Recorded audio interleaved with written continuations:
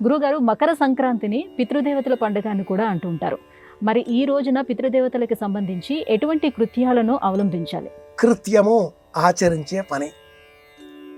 ప్రాచీనులు దేహం ఎలా వచ్చింది, 23 జతల అణువుల కలయిక అంటూ తెలుసుకున్నారు. వేదంలో ఈ అంశాలు అనేకం శాస్త్రీయ ప్రమాణాలతో చెప్పబడి ఉన్నాయి. ఇవన్నీ ఇలా ఏర్పడిన నేపథ్యంలో మనకు కొన్ని పోలికలు వస్తాయి, గుణగణాలు వస్తాయి. పోలికలు అన్నప్పుడు కనిపించేవి, గుణం అది కనిపించేది కాదు కదా. ఏర్పడింది ఎలా? ప్రాచీనుల అనుగ్రహంతో. గతించిన పితరులు వసు, రుద్ర, ఆదిత్య రూపాలుగా మనలనే ఆశ్రయించుకొని ఉంటారు. 3 తరాల వరకు పెద్దలు మన వెంటే ఉంటారు.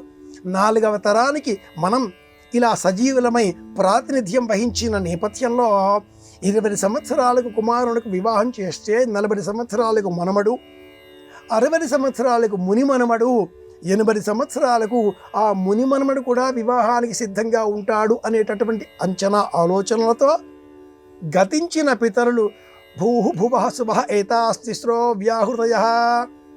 గతించిన పితరుల కాలం 3 తరాలు, వసురుద్ర ఆదిత్య రూపాలు, 4 ప్రత్యక్షం, 5, 6, 7 కొడుకు మనమడు ముని మనమడు, ఇలా 7 తరాలకు కూడా మనం ప్రాతినిధ్యం వహించి ఉండాలి.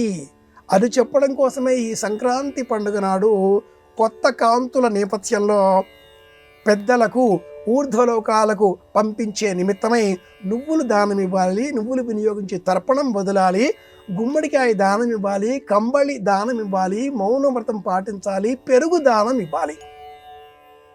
ఏ పదార్థాన్ని మనం దానం ఇస్తామో ఆ పదార్థం మనం తినకూడదు. అందుకే పెరుగు దానం ఇచ్చాం, మజ్జిగ ఆహారంగా స్వీకరించాలి అంటుంది ఆయుర్వేదం. మమకారం విడిచిపెట్టాలి, ఇదే లక్ష్యం. కనుక పితరులకు సంబంధించిన పండుగ సంక్రాంతి.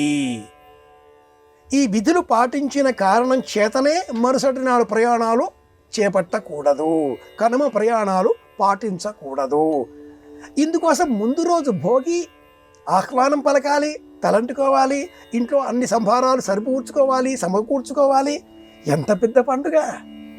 కనుక ఈ పండుగ పితరులకు సంబంధించినది అనడంలో తప్పేమీ లేదు. ఎందుకంటే వివాహాలు చేస్తూ ఉంటాం, వివాహంలో కూడా నాంది అన్న పేరిట పితరులకు సంబంధించిన శ్రాద్ధ మంత్రములే చెబుతాం.